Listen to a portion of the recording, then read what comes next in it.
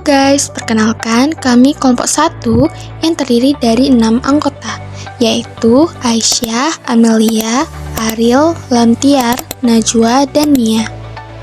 Di video kali ini, kami akan menjelaskan mengenai transaksi-transaksi yang terjadi pada usaha jasa Diamond Laundry Express.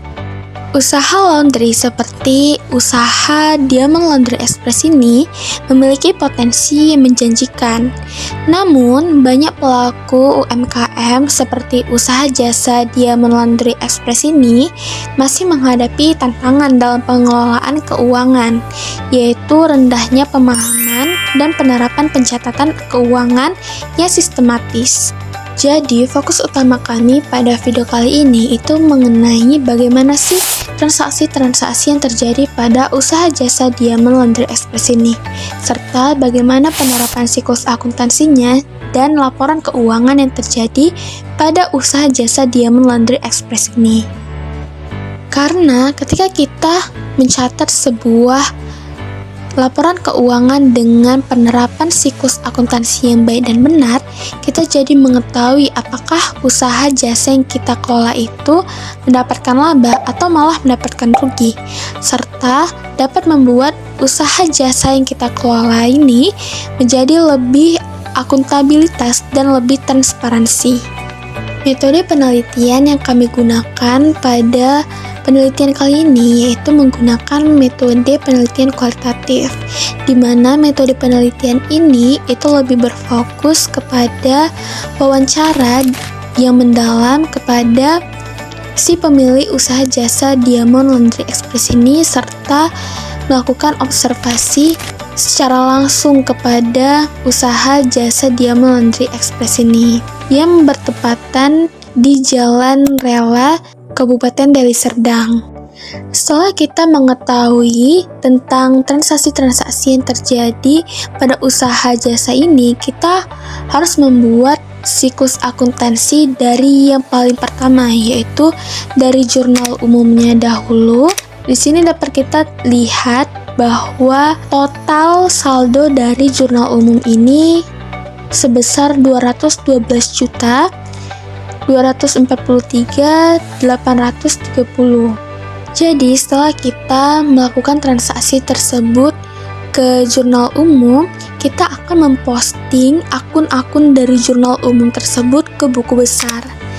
Di buku besar ini, akun-akun yang ada di jurnal umum itu menjadi tersendiri biar kita lebih mengetahui berapa sih total saldo dari kas, dari akun piutang, perlengkapan, peralatan, dan lain sebagainya. Di sini dapat terlihat total saldo dari masing-masing akun yang ada di jurnal umum tersebut. Setelah kita memposting akun-akun yang dari jurnal umum ke buku besar, selanjutnya kita akan memasukkan total saldo dari buku besar tersebut ke neraca saldo. Di sini dapat terlihat nanti apakah total saldo dari masing-masing akun itu balance atau tidak. Lalu setelah melakukan neraca saldo, selanjutnya kita akan melakukan jurnal penyesuaian. Nah, di jurnal penyesuaian ini kita ditugaskan untuk mengoreksi perkiraan harta, utang, modal, pendapatan, dan beban yang kita punya sehingga mencerminkan keadaan yang sebenarnya. Setelah jurnal penyesuaian, selanjutnya kita akan masuk ke kertas kerja atau biasa juga disebut sebagai neraca lajur. Nah, di neraca lajur ini kita memasukkan dari neraca saldo sebelum disesuaikan, ayat jurnal penyesuaian, lalu neraca saldo disesuaikan, laporan laba rugi, serta laporan keuangan. Nah, di sini kita dapat mengetahui apakah usaha jasa yang kita kelola ini mendapatkan laba atau malah mendapatkan rugi. Setelah dari neraca lajur atau kertas kerja, selanjutnya kita akan melakukan laporan keuangan. Nah, di laporan keuangan ini itu terdapat laporan laba rugi, laporan perubahan modal, dan juga laporan neraca.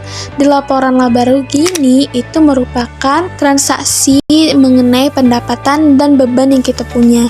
Jadi, di laporan laba rugi ini itu pendapatan yang kita peroleh itu dikurangi dengan beban-beban yang kita peroleh, sehingga dari laporan laba rugi ini kita dapat mengetahui laba atau rugi perusahaan usaha jasa yang kita kelola. Lalu setelah laporan laba rugi, kita akan melanjutkan ke laporan perubahan modal.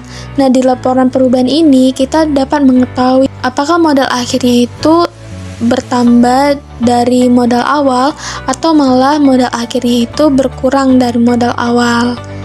Lalu ada laporan neraca. Di laporan neraca ini kita jadi lebih mengetahui setelah dari siklus akuntansi ini apakah aktiva dan pasiva yang kita peroleh itu balance atau tidak. Kalau balance berarti sudah benar, kalau tidak berarti ada yang salah dari siklus akuntansi sebelum-sebelumnya.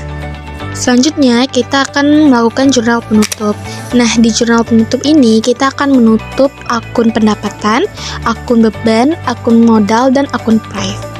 Saran kami kepada pemilik usaha, tetap pertahankan pencatatan transaksi secara rutin dan sistematis dengan bukti transaksi yang lengkap. Lakukan evaluasi laporan keuangan setiap akhir bulan sebagai dasar strategi usaha, serta perhatikan pencatatan dan penyusunan aset tetap seperti mesin cuci, lalu setrikaan, mesin uap, dan sarannya bagi usaha UMKM lainnya tetap menerapkan sistem pencatatan keuangan sederhana sesuai siklus akuntansi untuk mengontrol keuangan usaha yang dikelola. Segitu saja dari kami kelompok 1.